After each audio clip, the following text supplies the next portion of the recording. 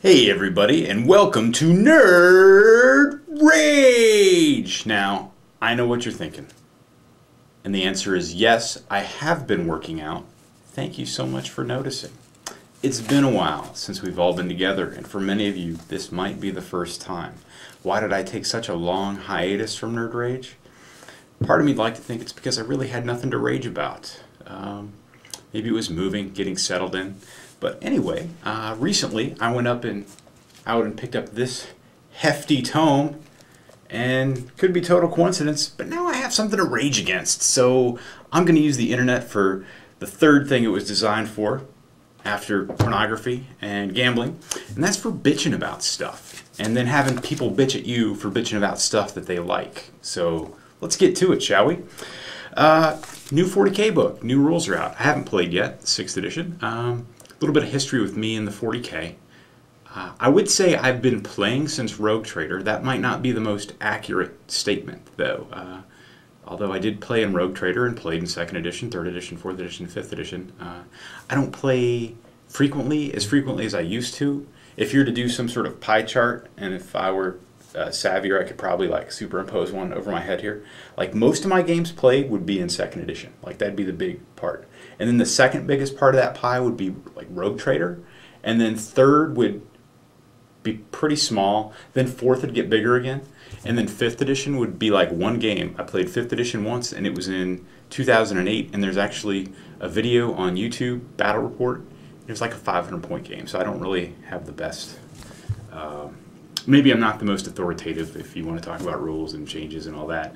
But on the one hand, that's kind of cool because I don't have baggage going into the new edition. I'm not going to get confused about the way it was in 5th because I don't probably recollect the way it was in 5th. I'd be more likely to confuse it with 2nd when, like, did Khorne Berserker Terminators have a 2+ armor save on 3d6, or was it a 3+? That was a fun argument on the internet back in the day, let me tell you. Anyway, so because of my piqued interest, I've been watching some 40K videos that maybe I wouldn't have recently, or listening to podcasts about 40K. And there's a sentiment that, well, truth be told, I've only heard it in 2 different places uttered by 2 people, so it's probably not a big grassroots groundswell movement, but it's enough for me to just kind of hang get my latches into or hang my hat on and bitch about. And that's this sort of this feeling that when a miniature company makes a model for a game system that it is producing, that it doesn't mean that, and how do I put this, that it's unreasonable of me to expect that a miniature that I purchased 15 years ago should still be usable in the game system for which I purchased it in, is pretty much how the sentiment goes. That when I bought something back in '96 for Warhammer 40K, the fact that I might not be able to use it now in this current edition of the game is perfectly fine and perfectly acceptable, and that I need to get over any rage that might cause. And trust me, I have, because if you've been with GW long enough over the years, whether it be the fact that your Fiends of Slaanesh have no rules for them, but yet you have actual physical models, or that you have your Ungors on 20mm bases, but then the new rules say that they need to be on 25mm bases, so then you redo them all, but then they come out with yet another army book, and in the new army book they're all back on 20mm bases, so you redo the bases that you already had to redo because of the prior edition. Don't even get me started on squats, because I don't have squats. I got a bunch of Chaos Dwarves, but I guess there's like some new Forge World Chaos Dwarf thingy. Like I said, I've been out of the loop. This was my first GW purchase. The last thing I bought from them was the Warhammer Fantasy 8th edition, big, huge rulebook thing, I think. Somebody could probably prove me wrong on that. Maybe I picked up some. I bought some paint. No, Bad Ab Black was going out. I got the memo on that ahead of time. I stocked up on Bad Eye Black and Devlin Mud, Ogre Flesh, and some Griffon Sepia, because I like using those. And there's probably new ones that are completely fungible, but I didn't want to take any chances because they were kind of tight-lipped with the whole paint rollout thing, weren't they? So is that like, is it unreasonable to me to want to continue to be able to use a model in a game that I bought it for? Whether it be a single model, like say a character that is armed with a power fist in each hand, on each arm, that now with the maybe a new book, I can't take it anymore, or an entire unit type fiends.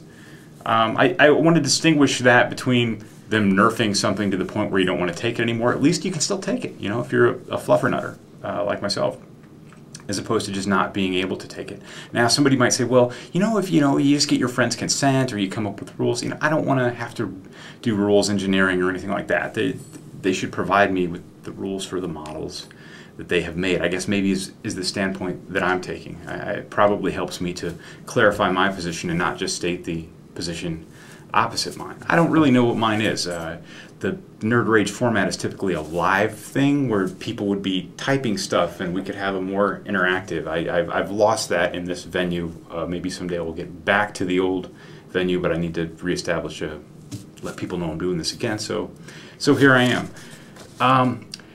It's really easy, I find, in these type of things to slip into analogies. And I say slip into because I find when people start using analogies, people stop talking about what the original subject was and they focus everything on the propriety of the analogies offered by the other side. Like I could say, yeah, it'd be like in golf if all of a sudden I was told that I'm not allowed to use my 3-iron anymore, but I still own my 3-iron, but I can't use my 3-iron. And then somebody'd say, like, no, it's not about the 3-iron, it's like your golf glove, and you have a golf glove, but you don't use the same golf glove for 15 years because it gets stinky and it wear out, so you got to go buy a new golf glove. And then I'd say something like, no, it's like a magic card. I can still take my magic cards that I bought back in 1995, and I can still play those. And the other guy says, well, no, but you can't play them in standard, and you can't play them in this format. You can only play them in one limited format. And I'm saying, but I can see that, and we're not talking about it. Is it reasonable to purchase a miniature? Is it a durable good? I mean, I still have the miniatures. They're still painted. They can sit up on a shelf. But I'd like to use them in a game. And I don't have any specific thing. It's just happened in the past. And that's why I took the long view with GW, because they usually come back around, at least as it's pertained to me. As I said, I don't own the squats, and I think there's some chaos dwarvy stuff going on out there. But it just kind of like if you're really into it, or I guess it helps if you've been with the hobby long enough, you probably have multiple armies, and you just sort of shelf one for an entire edition and say focus on your lizardmen as opposed to your beastmen, or play the space marines and leave the demons sitting around. So I don't know. I heard two people say it. So what do you guys think? Is it all right if GW just says we don't support this miniature anymore? There's no rules for it in the game. We're not gonna work on anything, and we may or may not in the future. I guess I don't want to sound like I'm bashing on GW. It's just I don't have enough. I've been with GW for so long that when we agree to start seeing other people, none of the other people I've seen have done this to me yet. Anything that they've had, has been in existence, and you can continue to play with it in their systems. It could happen in the future. I don't know. Is it something that we should anticipate happening? I'm not sure. So anyway, there's where do we draw the line? Spoiler alert! Spoiler alert! Okay, so there's the killer that's going around the camp, killing people at the camp. Turns out it's the chick that's really a dude that you thought was a chick the whole film, but it's really been a dude, and you get to see the penis, and it's this big shocker reveal at the end, and I just spoiled it for you. Sorry about your luck. Anyway, so another segment I like to do is I like to drink tea. I used to drink the coffee, but it gives me reflux, so I switched to tea. And I had a viewer actually send me tea from China. They didn't send it in this, they sent another package, so I got the tea here. I was a little weirded out at first because the package says Auspicious Cloud Tea. Like, auspicious cloud. Maybe it's one of those marketing things gone awry, like when they tried to sell the Nova. It's a car, Chevy made it, In Mexico, in Spanish, novo means no go. So who's going to buy a car called the no go? And I'd heard this one, like the Novo one's real. This one's maybe urban legend. I don't want to pass it off as truth. But in the 1980s, totally dating myself here, kids, Coca-Cola, their advertising campaign was Coke adds life. And by adds life, you know, like it adds life to your life. It makes you, you know, your life more enjoyable or peppier because you're having the Coke after the dance recital and everybody's happy and sharing good times. So Coke adds life. Allegedly, when this was translated into Chinese, adds life was translated as Coke brings dead relatives back from the grave. So they sold a lot of Coca-Cola, but no zombies came about. So I don't know. So maybe this is one of those things, like in Chinese, auspicious cloud means something like totally great. But to me, auspicious cloud is something you want to stay away from. So here's this tea I'm drinking. Thanks, Kellen, by the way. This is no Yorkshire Gold, but that is a very lofty standard that they have set for themselves. Yeah, auspicious cloud. Little Google research tells me that auspicious cloud is the name of the company, and this is just a green tea that they produce. So does it make it better if the tea itself is not an auspicious cloud? I thought maybe it was referring to what you see in the cup. Do I want to drink it? Has it got lead in it? I don't know. It's from China. Woo. It's all right. Yeah, need a secure Yorkshire Gold connection stat. Anyway, what I got a little agenda referring to. Okay, this next segment, I've done this at least once before. This is a segment I call How to Not Be a Douchebag. All right, how to not be a douchebag. Let's talk about gaming at your game store.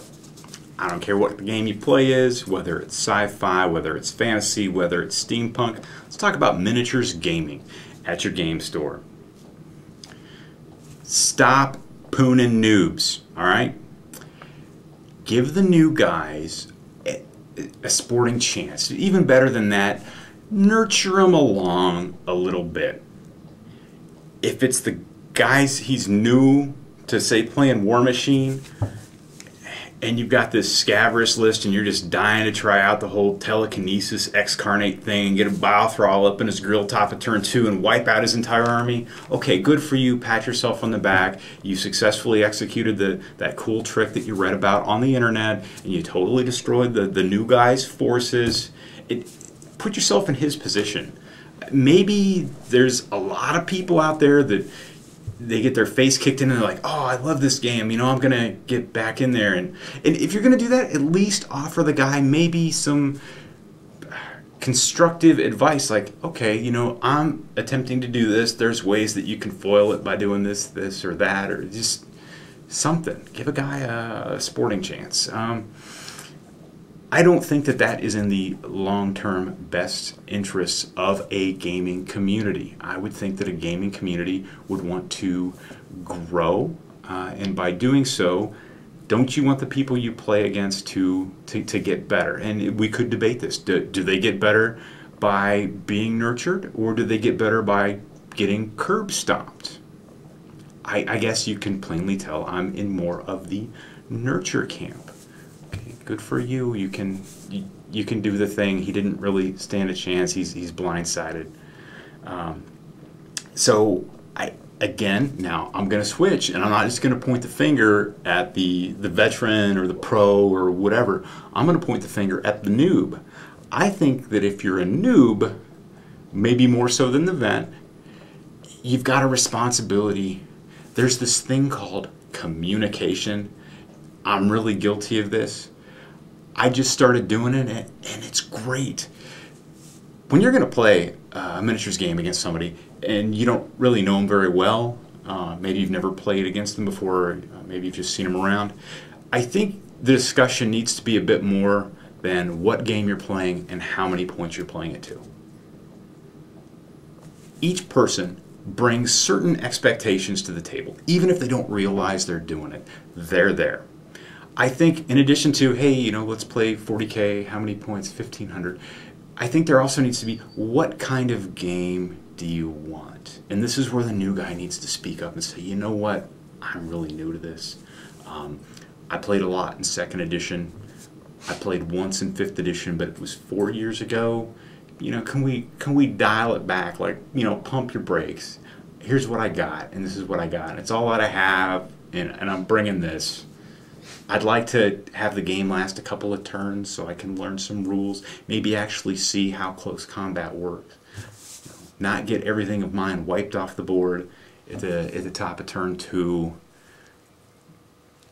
Something along those lines. So I'm gonna put the onus, I think, on the new guy in that situation. But if you're a vet or a pro, try it. Try some communication. I think it's going to work wonders for any gaming community, because you might not even know what's happening to you, especially if people have choices. Maybe they can go to a different store. Maybe there's different places to game, and all of a sudden you find yourself standing alone on a Wednesday night with nobody to play against.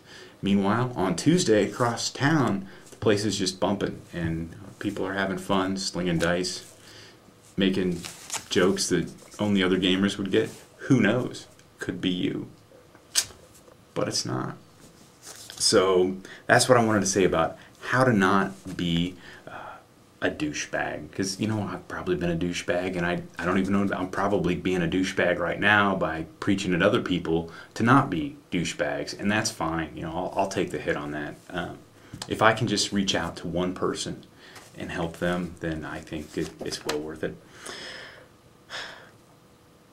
Okay, so if you have stuck with me this long, it obviously means that you are a Nerd Rage veteran. So I just want to apologize for taking so much time off. Cross-country moves, I'm always an optimist. I guess I didn't realize how discombobulating it was, and getting settled in. And there's a certain momentum that builds up, or I guess maybe it's more of an inertia that when you haven't done something in a while, and you're like, oh, well, maybe I'll do it later. But there's been this weird concordance of events and reestablishing contact with nerd ragers, just messages that I've gotten throughout the time. I knew it was time. I had to do it again. Putting the band back together. We're going to try to. So I thought I need to start here. If I were to record on Blog TV, nobody'd know I was recording, would they? Would you? No, you wouldn't. And you wouldn't even probably think to look, because it's been over a year. So I thought, let's start with the YouTube, maybe get a little something going, do a few of these, see how it works out. I can do longer videos on the YouTube now. I'm up to 17 minutes. I'll see if it lets me put the whole thing up. If not, welcome to the end of Nerd Rage Part 2. I don't even know how many I did. Dozen? A couple dozen maybe? I don't know. Did I get up into the 20s? Probably went further. It's not like I couldn't look. It's on the internet, public knowledge. So, what have I been working on? Been painting up 40K. Yep. Because I can take allies now. So I thought, what is the one thing that my Khorne demon army is lacking? I guess there's two things. I guess it's also lacking psychic powers, now that I think about that. But that wouldn't be themey. So what's the one thing it's lacking? It's lacking shooting. But I could take some allies in the form of Chaos Space Marines to bring a shooting aspect to my Khorne melee-centric army. So, with that in mind, I've painted up a whole squad of berserkers. I figure 10 bolt pistols will be all the more shooting I really need. So, I'm going to try this out, experiment. I guess I don't have to just zoom in on him. I can push him forward. Can I not? The light might be too bright. Who knows? So there they are. These are these old plastic guys from 1995. No, wait. I got these in 96 because I was in Atlanta for the Olympics. I remember it. Right when the book dropped. I think these are technically bolters. I don't know if anybody's going to call me on it. I think GW over the years has upscaled the size of their bolters. Like, who would feel... You can't even field berserkers with bolters, and why would a berserker have a bolter? But these aren't the only ones I have with bolters, so hopefully WYSIWYG and all that. I think they're just oversized bolt pistols. So I got 10 of those guys done, and then I'm going to work on a rhino. Old Space Marine rhino. This is the old pattern one, made off the old plans. So I figured that Chaos would have it. I wouldn't give this to my Space Marines. They're using the new Mark whatever stuff. So I converted it to make it Chaosier by putting a skull on it. It's Chaos's skull. I didn't get into that whole, it's got spikes all over it, it's got to be chaos kind of thing. How do you store something with a bunch of spikes over it? You know, they're getting stuck in the foam. I mean, I got these spikes. Isn't that enough? And the skull. So that's what I've been working on next. Take a little break from the regular War Machine stuff. So, hey, I'm going to sign out, and I'm going to go maybe try and put some words on this and upload it to the YouTube. I hope you enjoyed watching. If you're not a Nerd Rage veteran, this is as much as the experience I can give you without dealing with hecklers in real time, which is a fun challenge, or having people getting booted. Yeah.